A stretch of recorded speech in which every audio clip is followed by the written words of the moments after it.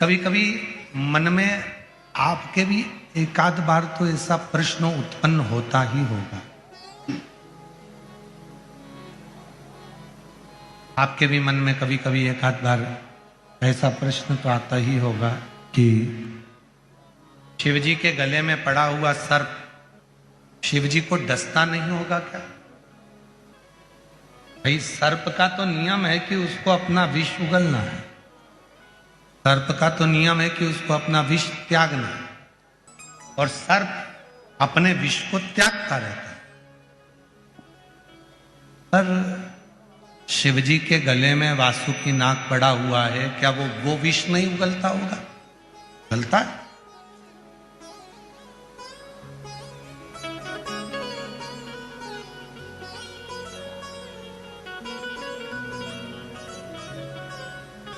शिव महापुराण की कथा कहती है, भगवान शंकर का चरित्र कहता है कि हे देवी, वासुकी नाग मेरे पास में है, दुनिया का सबसे ज्यादा हलाहल विष भी मेरे कंठ में है,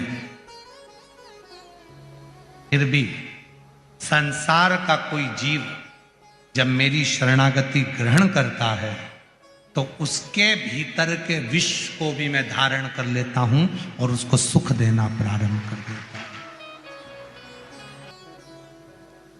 जो विष उसके अंदर है मैं उसको धारण करता हूं और उसको मैं सुख देता हूं, आनंद देता हूं, श्रेष्ठता देता हूं, सुख प्रदान करता हूं, अच्छा देने का प्रयास करता हूं।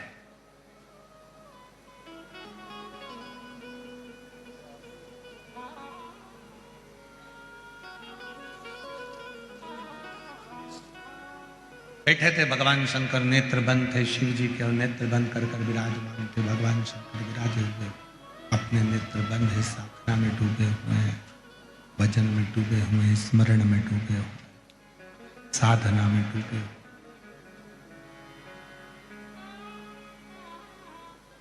ब्रह्मदेव ने आवाज लगाई, हर हर।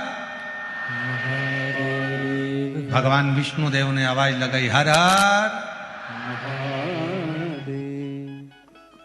ब्रह्मदेव ने 3 बार ताली बजाई, भगवान नारायण ने 3 बार ताली बजाई। इसलिए आज भी भगवान शंकर के मंदिर में 3 ताली का नाद होता है।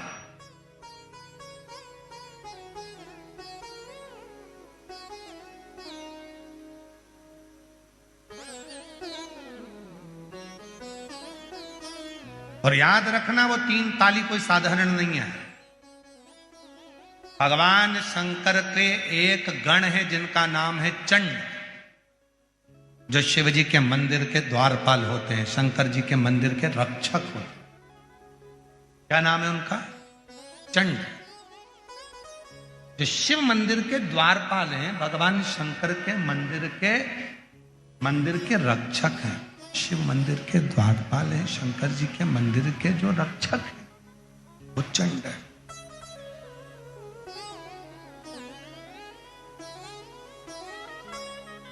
जब हम शिव मंदिर में जाते हैं, भगवान शंकर के मंदिर में जाकर जब हम 3 ताली का नाद करते हैं तो वो चंड आपके हाथों को खाली देखता है।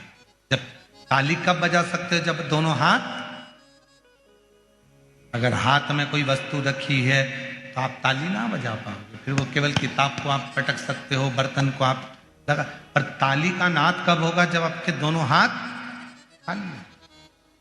तो जब हम भगवान देवादिदेव महादेव के मंदिर में जाकर 3 बार ताली का नाद करते हैं तो वो चंड भगवान शंकर से जाकर कहता है, इसके पास कुछ भी नहीं है, खाली हाथ आया है, इसलिए इसको सब कुछ देकर भेजेगा, सब कुछ देकर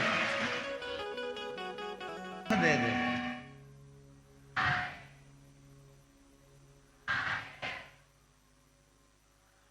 तीन ताली का जो भाव वर्णन किया गया, 3 ताली, ये खाली हाथ आया है, इसके पास कुछ नहीं, खाली हाथ आया है, ये कुछ नहीं है इसके पास में, आपको दे। और भगवान ब्रह्मा और भगवान विष्णु और 33 कोटि देवता शंकर जी के सामने जाकर खड़े हो गए। 3 बार ताली का नाद करा। इंद्र कह रहा है, इंद्र पीछे खड़े। भगवान नारायण कह रहे हैं, इंद्र देख ले, मांगना किसी और से नहीं, मांगना तो केवल भोले नाथ से मांगना। नहीं दे तो भी मांगना, फिर मांगना, फिर मांगना। किसी की सामर्थ्यता नहीं है जो पृथ्वी पर रहने वाले व्यक्ति को कोई कुछ दे दे। केवल एक में सामर्थ्यता है, वो देवाधिदेव महादेव जो सबको देता है, वो तुम्हें भी। तुम नंदी से विवाह कर लो और नंदी से विवाह कर कर तुम नंदी की धर्म पत्नी बन जाओगी। और नंदी की अगर धर्म पत्नी तुम बन गई तो जिस जगह पर नंदी मेरे मंदिर के बाहर बैठा रहेगा,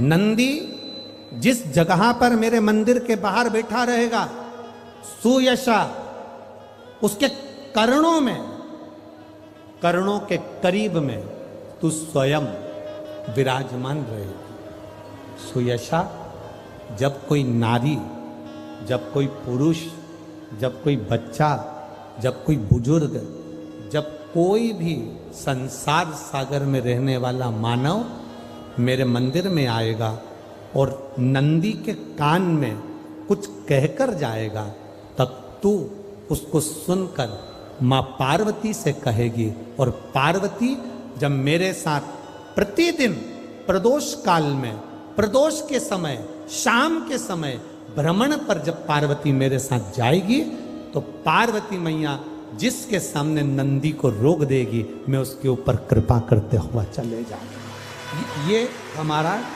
भाव शिव महापुराण की कथा वर्णन कर रही है। ये हमारा भाव भगवान देवाधिदेव महादेव का चरित्र वर्णन कर रहा है, ये शिव तत्व वर्णन कर रहा है। कितने लोग हैं जो भगवान नंदी के कानों में कुछ कहकर आते हैं? बोले हो कभी? सीधे बोल देते हो क्या जाकर? नंदी के कानों में कहने का भी एक तरीका है। आप लोगों को मालूम होगा वो तरीका? नहीं मालूम? ये बेलपत्री की जो डंडी रहती है ना, बीच का जो भाग है, ध्यान दिए ना जरा सा, ये बीच की जो डंडी है, फिर से देखिए, बेलपत्री के 2 पत्ते और उसके पास में जो बीच की जो डंडी का भाग है, दिख रहा है आप लोगों को? ये 2 डंडी, ये बीच की 2 पत्ती और उसके बीच में जो 2 डंडी का भाग होता है।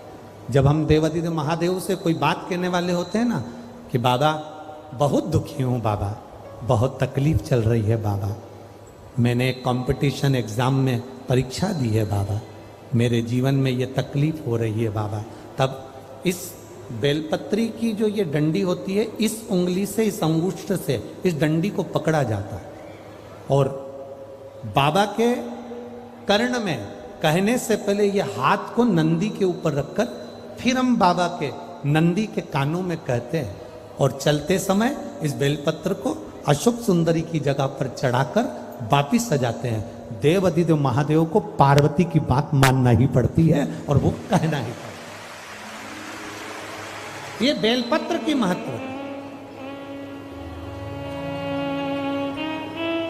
ये जितना फल एक बेलपत्र की पत्ती में, उतना की उतना फल हम आपसे फिर कहेंगे।